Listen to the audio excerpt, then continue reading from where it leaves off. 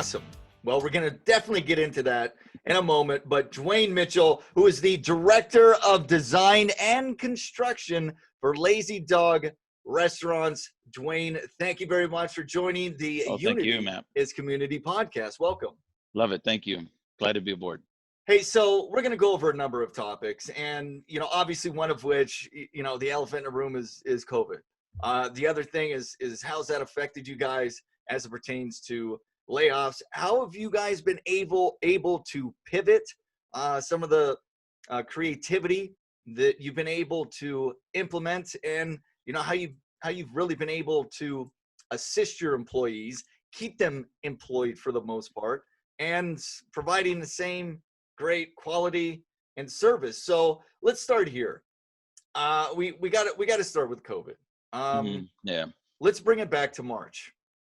How were you guys doing in March? I would imagine you were doing pretty well up until, we got shut down. Talk about the first 2.5 months of the year.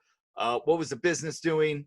Were things thriving? Had they slowed down? What was the year looking like? Man, beginning of March, man, it was good. Life was really good. I mean, we had 2 or 3 jobs under construction. I was gonna, we were gonna build. We were building 4 or 5 in 2020, and we were doing 5, 6 in 2021, that kind of thing. The numbers bounce back and forth depending on lease deals and so on and so forth. But we were growing. It was an amazing time. We were happy, things were looking good, setting up, new real estate deals and the whole bit, getting leases signed and working with my team here. And then boom, you heard about this thing called COVID, early on, and you thought, okay, well, it's just, it's another flu thing and it'll go away. 2 weeks rolls around and, oh, boom, people are furloughed, jobs are stopped, everything comes to a screeching halt. And, and then you learn more about COVID. Now you got to learn about the business. Now, how do we save the business? What do we do? I actually got furloughed. And I was gone for about 7.5 months. Continued to talk to my team and my bosses, and really stayed in touch with them. And, you'll hear me say this a couple of times, but it's the Lazy Dog way. It's the Lazy Dog experience. Man, they're a family. They're a family, and we have certain core values that we follow. And they're never settle. Practice what you preach. Put yourself in another person's shoes. Failure to prepare is preparation for failure, right? Whistle while you work. Those types of things. Good catchphrases and everything. But the cool thing about Lazy Dog and the people here and the owner and the founder is they believe in those things, and that is the Lazy Dog experience. So now to answer your question, the Lazy Dog experience and the family way, I believe has kept Lazy Dog going, because through the pandemic and everything, early on, everything shuts down, right? We all stay home when no one really knows what's going on. We all stay home. Gosh, can I go out? What do? I got to go buy toilet paper and paper towels. Well, they're off the shelf. Well, no one knows this isn't a throw-up disease or another end disease, right? Yeah. So everybody buys paper towel and toilet paper, and I'm still confused on why that all went off the shelves. Yeah, I don't know either. Yeah, I don't know either. So everything stops, and then there's a movie with Clint Eastwood. It's Heartbreak Ridge or something like that, I think. And there's a scene where one of the guys are fighting another guy to have ownership and so on and so on. And he says, well, you guys cheated. And Clint Eastwood says, no, I adapted. We adapted. We learned how to improvise, and we figured it out, right? And that's what the guys here at Lazy Dog did. They adapted and they reacted. They thought about the process. How do we keep our Lazy Dog family alive? So let's talk about some of the servers. What happened, servers and other staff that are working in the restaurants? What happened with them initially? What did you guys have to do? Everyone had to shut down for at least those 2 weeks. Yeah. And then what happened after that? Well, the personnel in the stores I know a little bit of. They saved a lot of people and carried a lot of people for as long as they could. Some just went away because actually the CARES Act that went out there, helped a lot of people out, so on and so forth. but Lazy Dog really tried to keep a lot of the family together as much and as long as possible. The numbers and stuff I'm not sure about, but everybody furloughed somebody or laid somebody off, or they left or what have you. But Well, did that, so with the CARES Act, did that, because when you break it down, it wound up being like $24 per hour, and depending on how many hours, you know, what you're doing within a restaurant, it winds up being more sometimes, depending on, you know, on tips you're making, whatever. yeah, Um, yeah. so did some of the folks look at that and be like, hell, I could make more just kind of sitting on my ass and going back to work? And then I'm sure you had a lot of employees that are like, I need to get back to work. I can't keep doing this crap. It was both sides. I'm sure I can't speak to everybody out there that did it, but yeah, you got to believe. And I mean, I know people that said, hey, wait a minute, I can just collect unemployment and get this plus that 600, and I can make more money by just staying home right now. And I'm sure some did. Some wanted to work, some still continued to work, and some got as many hours as they could possibly get. You know, it's tough for a manager. It's real tough for a manager to try to figure out how to get his staff, how many hours they can get, who can get it, the rotation, and so on and so forth. So, man, that's a whole nother ball game and a whole nother set of topics to figure out. So let's fast forward to, when was the first reopening? Do you remember? Well, we never really closed. What really saved us and really took off was the development of a couple of programs. And those programs were keeping, one of the things that I always remember somebody told me here was, you're only a guest once, right? Then you're family at Lazy Dog, kind of thing. And I don't mean to be overplay that, but it's really a cool thing. And a lot of the servers and managers, strive, push for that, and really believe in that process. And that's what's a cool thing. But the takeout excelled. Everybody's takeout excelled. And so we knew that was probably going to take out and delivery. Oh my, hey, wait a minute. This could make us not make us money. This could help keep us afloat, right? So the takeout, the bags, the processing, how we do it, how you call in, the touchless portion of it, is taking it to the cars, the masks, the gloves, having the bag sealed. Again, the team, super great, reacted So instantly. Dwayne, let's talk about that. How do you get approved for that? Who does someone come in and look at your process, your processes, and say, hey, yeah, you guys are good to go as it pertains to the health guidelines for delivery and takeout? Walk us through there, because honestly, I don't even think I've talked to anyone about that who's working with whether it's a mom and pop Yeah, yeah. store restaurant, or more of a corporate style chain that you guys are really building. And I want to get into that as well, because it seems like you guys are just expanding all over the place. But what was that process like? The process is already in place because we already do takeout and delivery. We had already done it. It was a lower percentage of our business, right? But then when you close down, people still wanted to eat. People still needed to eat. People don't always cook. So there was no other guidelines um, added on to what you guys were already doing as it pertains to delivery and takeout. It was still, hey, we're by the code, we're good to Yeah. go. You can't have people in the restaurant. We had people at the front door and stuff like that taking orders. You could do online orders. You could call in order. You could drive up and they would take your order at the car window if you wanted to. But you would get online orders and call in orders and stuff like that. And we would prep it in the back, and then you followed the CDC guidelines, which was the bags had to be closed and sealed. And I think I'm not even sure if that was in place before we even started doing it. That way people knew that the bags were stapled or taped or sealed, and so on and so forth, where people felt like it was not tampered with and played with and so on, Right. packaged up, and then we took it out to the cars. Some people got out of their cars with their masks and come up and pick up their orders and so on and so forth, and did the pay that way.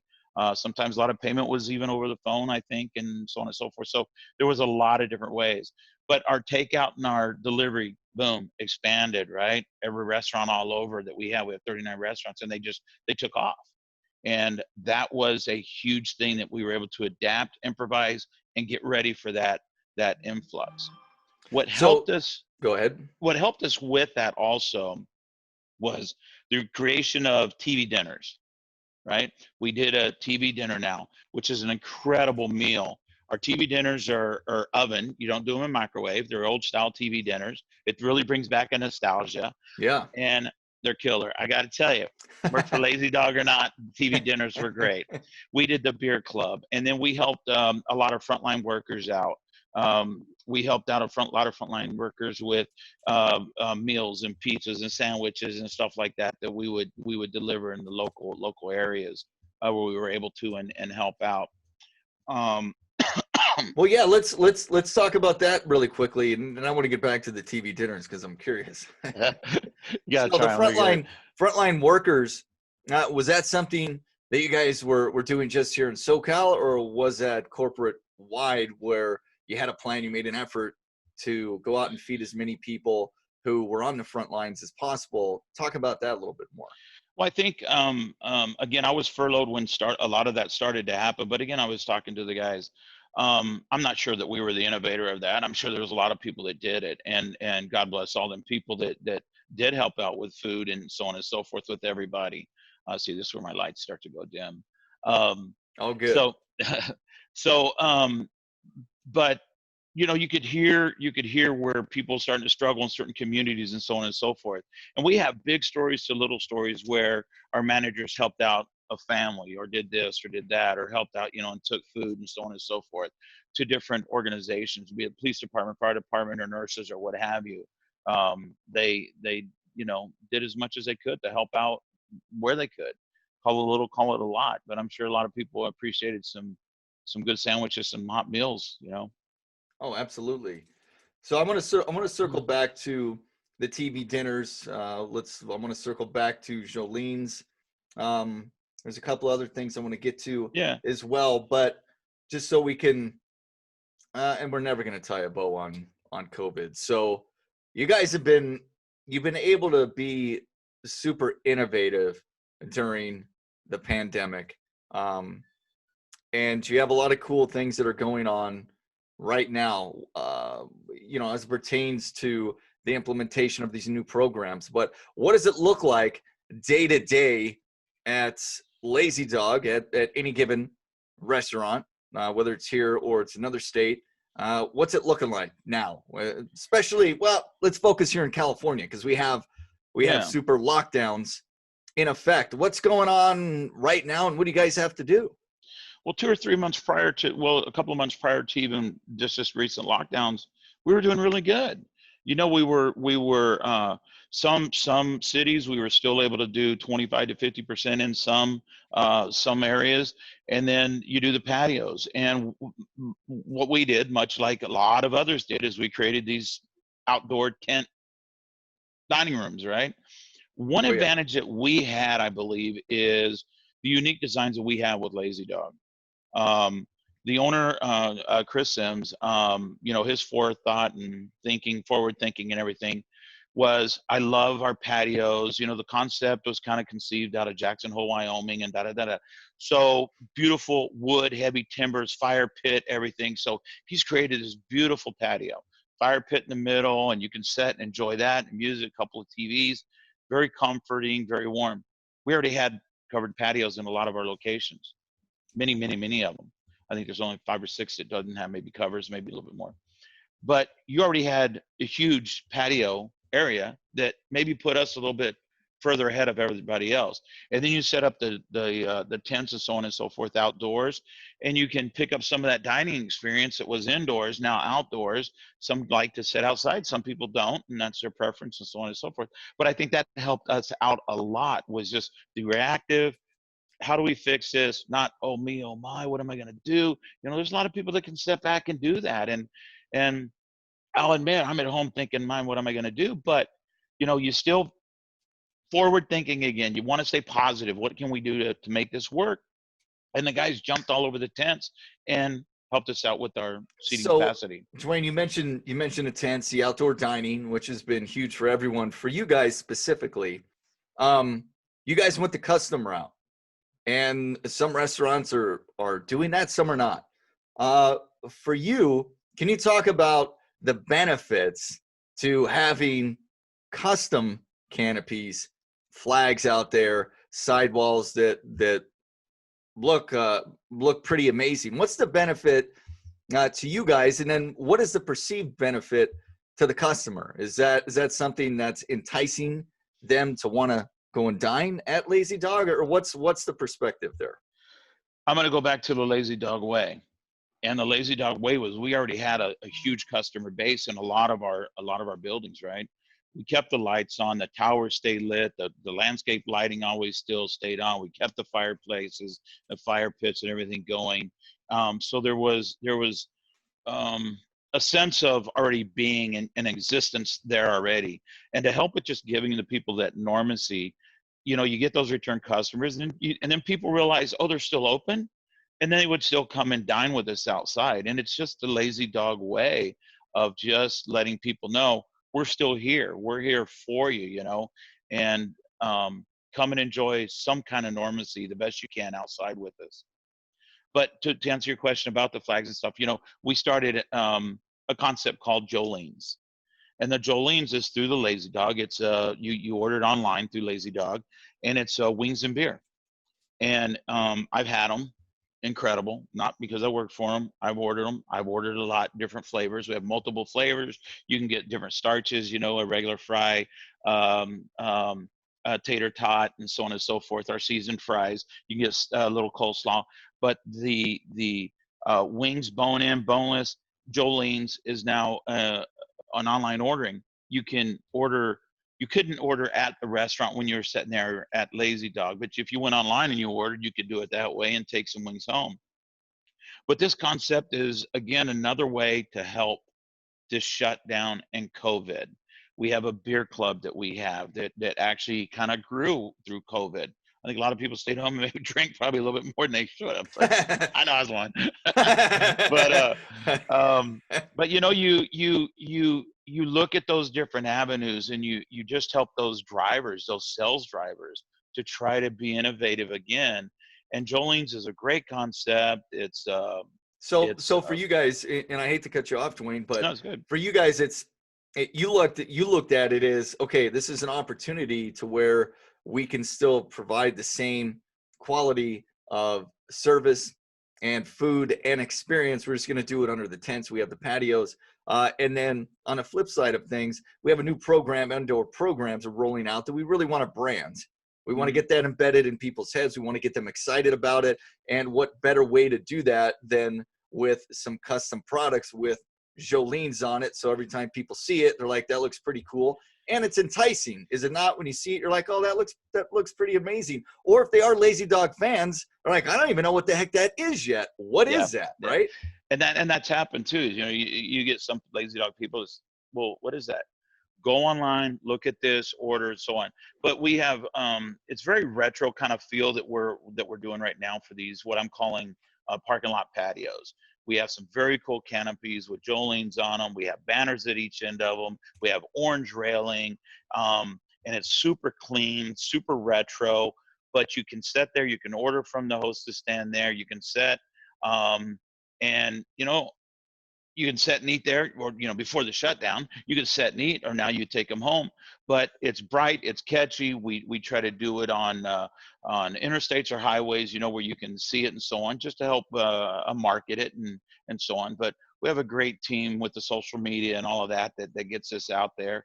But this is another concept and another way that they adapted, and we're able to create another driver to help sales, and a new concept that could be conceived and grow into something else. Who knows what this new concept could be?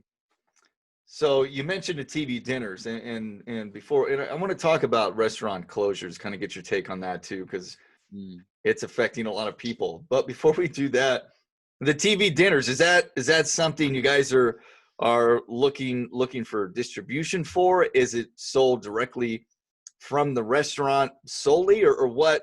Talk about that. Where can you get it? It's sold from the restaurant, and you can order them from the restaurant. You know, again, when you're doing takeout and so on, you can see that we offer those as well. They are an incredible meal. Chef Gabe, my hat's off to Chef Gabe. He's a great cook, great chef. But how he's put these together, a $10 TV dinner meal is absolutely an incredible buy. That has helped us out a lot on this too. Distribution, hell, who knows where that could go? We could go, we go international. I don't know where we, pack up a lot of these TV dinners. But they're good, they're solid, they're an affordable meal for people. And that's the other thing. It was a sales driver, but Matt, at the end of the day, it did help people that didn't have a lot of money to go out and spend $20, $25 a meal, just to even take out, is now a $10 meal that they can go home, pop in an oven, and a family of four for $40 can eat instead of $90 to $100, which was hurting a lot of people out there. And so how that helped them, we'll never know. But just to have this again as a sales driver was a good thing for us. And I guess one of the questions I got to ask too is that how fresh are the TV dinners? Are they made that day? Are they made a day before, a week, a month? Like how are they stored? How are they packaged? Is it kind of like what you think about TV dinner when you walk into a store? I would imagine they're a lot more fresh. Yeah, they're a lot fresher. Okay. I'm not sure the timelines and shelves. Do we make them and they set for a month? No, it's not that. What we do try to do is make them enough of them to hit our sales, or supply and demand kind of approach, without throwing away or discarding 10,000 TV dinners. Oh yeah. But they're the same recipes that you would get inside the restaurant, from our chicken to our pastas to different meatloafs and so on. So you can get those, and it's the same recipes made the same way, and you pop them in your oven and let them cool and enjoy them. So Dewayne, we mentioned the restaurant closures, and fortunately you guys have done pretty darn well, and you've been innovative, and you've had the support of corporate. You guys were growing significantly. Some of the mom and pop shops, the restaurants, they're not coming back, and even I would imagine some of the corporate chains as well. According to Yelp, 61% of restaurants are not coming back. From what I'm seeing nationwide. Huge number. What are your thoughts there? Huge number. It's, first off, it's sad. I mean, God, these mom and pops. I mean, look, I don't always go out to a high-end restaurant either. Some of my best meals are at some of the smaller mom and pop shops that you walk into, and you just go, you get acquainted with them, much like we try to get acquainted with our guests, and they know you, and they walk in, and Dewayne, how are you? And some of those places are incredibly good food, right? No longer around, and they're going to have to rebuild and try to get through this, and so on and so forth. And that's the sad part. The flip side to that is, well, there's new real estate deals. There's new businesses. There's space available. There's new leases. There's a space now that I normally couldn't afford, but now I like that corner spot. Maybe that's a spot I need to go to now. So you've got to look at the flip side of this too, and see if there's a positive to this. You always want to try to be a positive, energy, try to keep everything going in the right direction, your mindset, or you'll go crazy. So the flip side of this business is, I see this now as some of the people that can survive and will survive, because there will be, those that survive, is now there's a little bit more opportunity. Now there's different types of employees out there now too. Some with better knowledge and better operational skills and so on and so forth, and that's available and so on. So maybe it's a better staff, maybe it's better locations, maybe it's better numbers on your construction builds in the future and so on, until everything gets going again. So the positive is, there's business can still thrive on the backside of this mountain as we topple this thing, get to the apex, and then start to come down and figure it out. Do you think that, mom and pop restaurants are going to be able to make it? And we haven't talked about margins, but, a lot of people know that margins within the restaurant business are not great. No, a lot of times. They're small margins. Yeah. Do you foresee a lot of mom and pop shops making it it through this. And on top of that, when do you think there's going to be 100%? Um, let me rephrase that. When do you think we're going to be able to open up 100% in every state? Yeah, one thing with COVID that I know for sure is I know nothing for sure about COVID. It doesn't change monthly; it changes hourly to daily on codes and restrictions and what you can and can't do. To answer your first question about mom and pop shops, um, if the nation can get reopened and they can get people at least on their parking lot patios, what I call parking lot patios, in their tents, on their sidewalks, if they can at least get those people buying from them, because there's a lot of community that are supporting these mom and pop shops. Man, I see it on the news, and I see it and I read it and talk to different people that's in the business. And no, man, our community, we're supporting, that little place over there, and they'll go and they'll support them. They'll eat there for a couple of nights in a row or what have you. So if we can get back and at least get that going, because their takeout business probably is not that large. And maybe some of them will survive off takeout and delivery, and I hope to God they do. But some just won't because of the cost, the overhead, where they are, the lease, just the financial burden of everything, and then just having to run it probably, by themselves without a whole lot of staff. So that's going to be very difficult. Some will survive. I think more will survive if we can get the outdoors open. Getting indoors is going to save everybody. Is there any advice, just from you working on the corporate side of things for a number of years, is there any advice that you can give to some of the mom and pop shop restaurants that might be beneficial to them, or just something else to think about? Just stay innovative, create different ways, create a TV dinner, create something. Get some businesses are doing buy a meal you get one free, or buy two meals you get desserts free, or stuff like that. I think that's what's going to help these the people out. Any way you can get sales, any way you can drive sales, any possible way. Early on, what they were doing, we were actually doing this when we were heated the COVID, where we were doing family packs. We were giving some chicken breasts away. We were giving some, toilet paper. Actually, we were giving a couple rolls of toilet paper. Really? Yeah, and you got a dozen eggs. You got So some you guys are eggs. buying up all the toilet paper. Well, ours was a one ply, so be careful. Yeah, I don't know how much you want to use that, but hey, it's still something, and that's good. It was a CARES package kind of a thing Yeah. that helped people, and you got potatoes and you did this, and a lot of people started doing that to help sales, right? That even helped to drive sales, but it was something that was super low cost that helped what we hope. We're helping families out. I mean, look at the food banks and those food drives.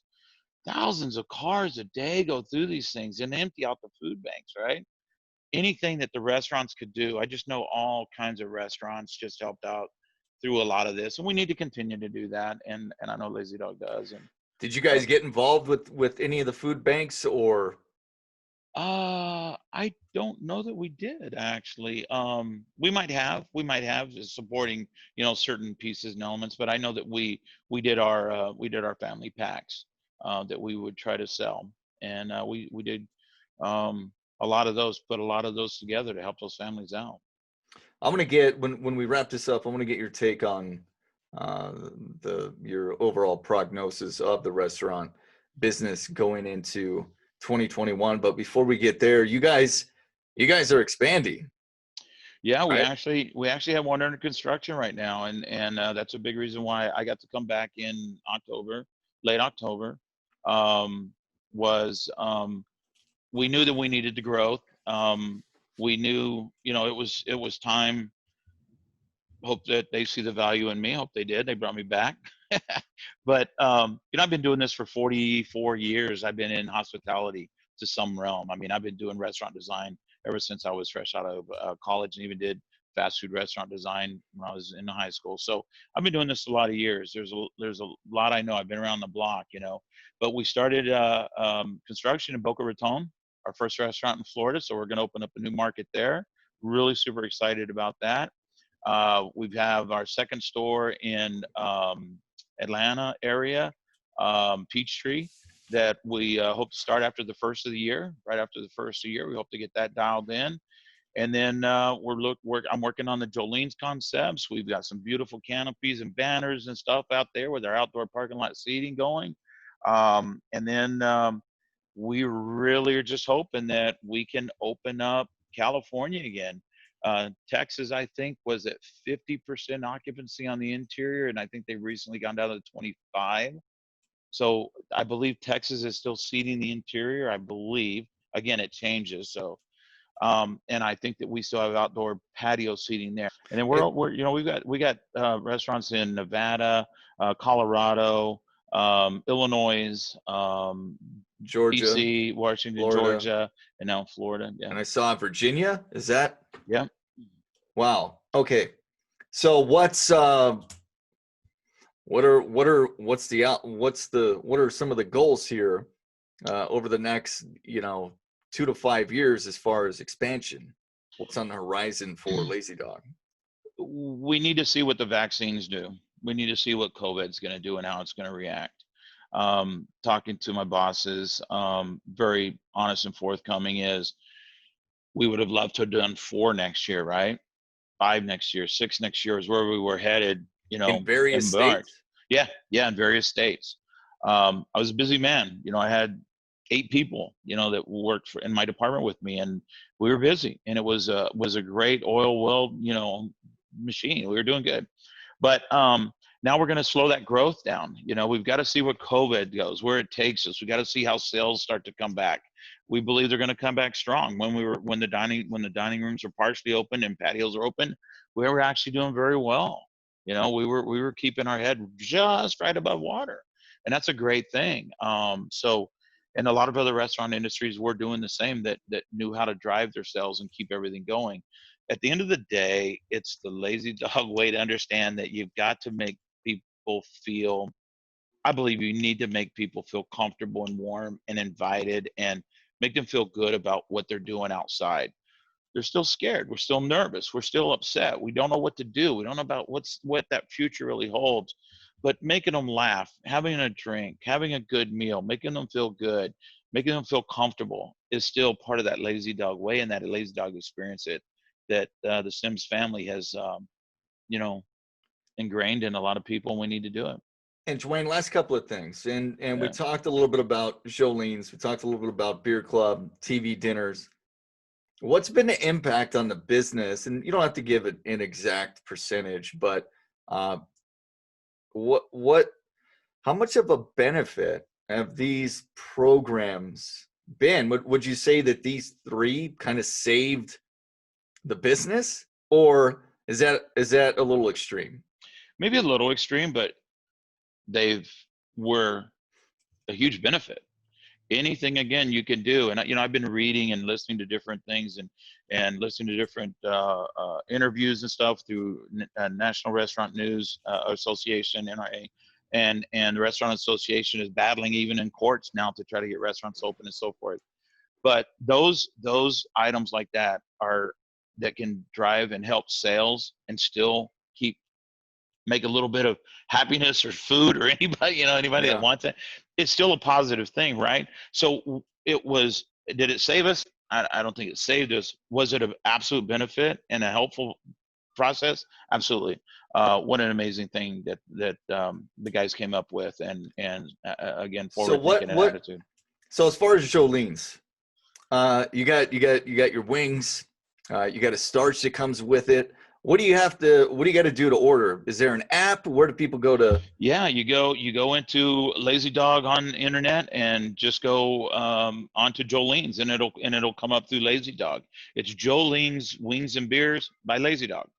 And so it's just another incredible way to, I don't want the heavier meal. I don't want the salad. I don't want this. You know what? I want some junk tonight. Maybe I want some of those bone-in wings. Those sound pretty good. So different flavors, man. We do a Parmesan cheese wing that's incredible. We do the barbecue. We do a lime. You can get them naked if you want. There's a buffalo style. I think there's nine or so different flavors of these wings, bone in and boneless. that people just have to try these. It's a great new concept. I personally don't think there's a lot of people that do wings great out there. You know, you have some guys that are out there and they do wings, but I just don't think they do a great wing. Ours with the starch, how they're done, and so on, is just really good. You can get a beer with it. You can get a dessert with it, and so on and so forth. It's well, let's talk about beer really quick. So the beer club, that's always intriguing. What do we got in the beer club? How do you be a part of the beer club? What type of beers are offered? What do we got to do there, Dewayne? We brew our own beers. We have a company that we work with, and they're doing new brews and stuff all the time. One of my favorites is the Huckleberry Haze. Love that beer. Red Spanked is a little bit darker, redder, darker beer. Love that one as well. There's many flavors, new flavors coming out. Bonita, I think it is, just came out. Love it. It's a great looking, great tasting beer. We do our own little designs on the bottles or the cans and so on and so forth. You go on the internet and it's advertised in the restaurants and so on, but you go on the internet, sign up to the beer club, and you get a introductory package where I think it's a cooler, and you get your beer, and then there are a couple of other little novelty things, and then monthly, I think it's monthly. You get a new beer program, a new beer of the month that comes out, and you go into the restaurant and you can order it. You get discounts on beer at the restaurant if you're a club member, and so on and so forth. So it's a good program. Tell you what, Dewayne, that sounds good. Between Jolene's, the wings, and I want some of my tater tots, then part of the beer club, and then if not, I'm going to give myself a TV dinner. Sounds like you guys are doing amazing things there at Lazy Dog Restaurants. And Dewayne, last question here. What's your outlook? What does your gut tell you about the restaurant industry going into 2021? It's going to be slow. It'll be a slow growth. Again, I just wish I had that crystal ball to know what COVID's going to do, how the vaccine's going to react. Once we know that, I think that we'll now have another set of goals, another set of plans, and another set of forward-thinking ideas that we'll have to implement at some point. I think it's all going to come back. It will come back at time. Look, I want to go to a concert. I want to go to a baseball game. I want to go to a football, but it will come back. But Matt, it's just going to be slow. It's going to be a process. Like I said, we just don't know all the curveballs still that COVID's going to throw at us. We just need to be patient, be diligent, be safe, take care of yourself, take care of other people, and let's just get through it. And then we can make bigger and better decisions when we know how this game's going to end. Well, Dewayne, thank you very much. Is there anything else that you wanted to add that maybe we didn't cover today?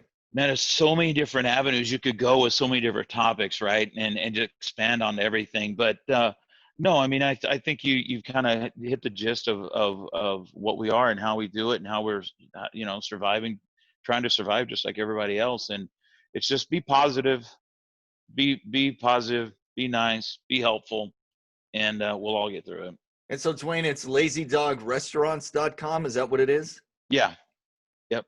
And it's plural, restaurants. Restaurants. Yep. Lazy Dog. So everyone go to lazydogrestaurants.com. Click on, you go to Jolene's, you get your wings. Yep. You get your starch there. Of course, they have all the other great meals that are all the other great meals. Yeah. Fabulous menu. You got the beer club, you got the TV dinner. So lots to offer at Lazy Dog. And I want to say this, you guys have been so innovative. It's been amazing working with you guys as well. So best of luck going forward. It's nice to see the expansion. Hopefully some of the mom and pops, after watching this, they can, maybe there's one takeaway that perhaps they can implement in their business. Maybe it's just something that they weren't thinking about, that'll pop into their head and they can move forward with some cool things as well. But I hope so. But Dewayne, thank you very much, sir. Oh, Matt, thank you very much. I appreciate it. Absolutely. Dewayne Mitchell, Lazy Dog Restaurant. He is the Director of Design and Construction. Dewayne, thank you very much. I'm Matt Sully with the Unity is Community Podcast, California Canopy, and we are out of here. Woo! See you. Thank you.